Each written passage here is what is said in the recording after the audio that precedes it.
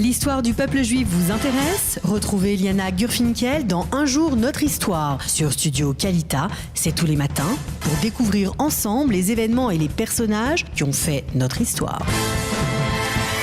Liana Gurfinkel, Boker Tov. Boker. Alors on a parlé bien entendu de l'expulsion des habitants du Gush Katif, une journée particulièrement, on va dire, dramatique, un événement particulièrement dramatique et naturellement en nous conduisant vers la journée de Tisha B'Av, le jeûne de Tisha B'Av qui débute ce soir.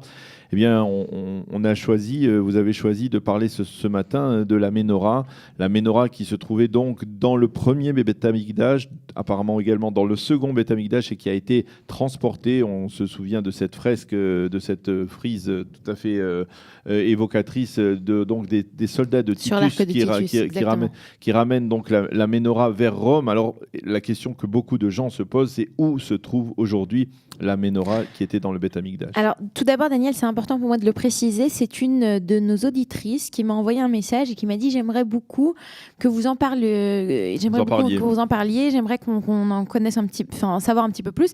Donc, j'ai fait quelques recherches et comme on est à la veille de Tisha B'Av et c'est après donc la destruction du second Beth Amikdash et du premier que la Ménorah a été emportée, que je me suis dit que c'était l'occasion d'en parler aujourd'hui à la veille de Tisha B'Av. Alors, bien entendu, on sait que la Ménorah est passée par Rome, puisqu'on a, ce que vous avez rappelé, cette frise sur l'arc de Titus, ce bas-relief sur lequel on voit la procession de l'armée et du butin du Beth Amikdash, du temple, avec, entre autres, la Ménorah.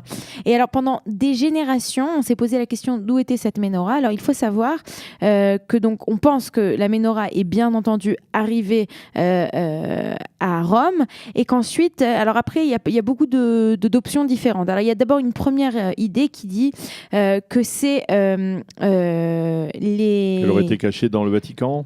Alors, non, d'abord que la Ménorah aurait été pillée déjà et perdue au moment du pillage des Wisigoths, du pillage par les Wisigoths de Rome en 410, ou bien des Vandales en 455. Il ne faut pas oublier que l'Empire romain, il ne s'est pas porté comme un charme depuis la destruction du second temple jusqu'à aujourd'hui. Il y a plein de choses qui se sont produites. Et donc, pendant ces deux pillages très importants de Rome, qui sont très connus dans l'histoire mondiale, on pense que déjà la Ménorah a été perdue. Il y en a d'autres qui disent que non, au contraire, que cette Ménorah, à partir du moment où il y a eu ce pillage, on a réussi à la récupérer et la rapatrier à Jérusalem par le biais de Carthage et de Constantinople. Et donc, et c'est à Constantinople justement qu'elle aurait été cachée en route vers Jérusalem. Il y en a d'autres qui pensent que le roi Wisigoth Alar, le célèbre roi Wisigoth, qui est mort brusquement à la frontière italienne près de la ville de Cosenza après le pillage, alors on l'aurait enterré avec son butin et avec le Ménorah.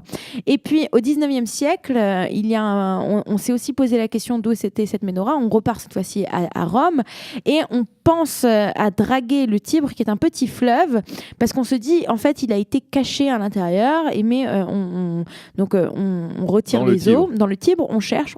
Il n'y a rien, toujours rien. Et il faut savoir aussi que donc, pendant des années, on a dit que la Ménorah était au Vatican, mais il faut savoir que le Vatican, c'était son intérêt de dire que la Ménorah était cachée dans ses caves. Pourquoi ? Parce que le Vatican voulait se présenter comme la continuité de l'Empire romain.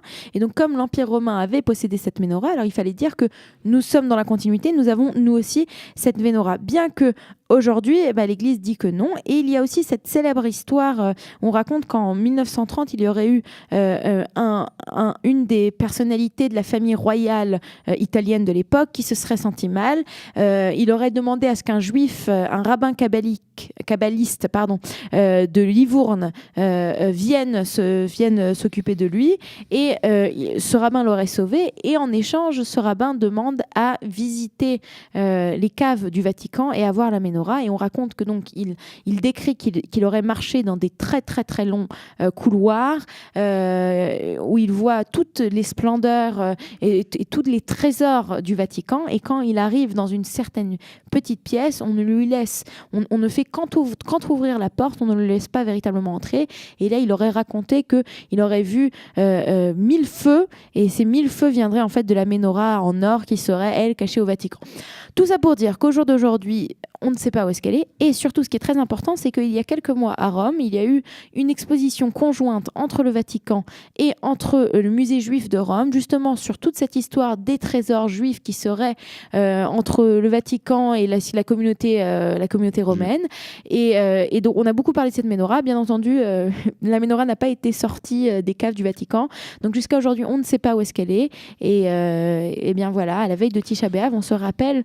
il y a des gens qui ont cherché, il y a des rabbinim qui travaillent là-dessus. Je pense en particulier à un rav qui s'appelle le rav David Menaché, qui connaît très bien l'histoire de la menorah et qui pourrait même l'avoir vue. Je ne sais pas exactement si je me trompe, mais dans les caves du Vatican, il faudra bien entendu creuser au sens propre et au sens figuré pour voir si effectivement la menorah se trouve à Rome. Ce qui est sûr, Daniel, c'est que le Vatican possède des trésors juifs. On en avait parlé plus tôt, par exemple, des exemplaires du Talmud, alors qu'à une certaine époque, alors qu'ils faisaient tout pour détruire les manuscrits du Talmud de l'époque, d'un autre côté, eux, dans leur cave ou bien dans leur bibliothèque, ils avaient plein de documents.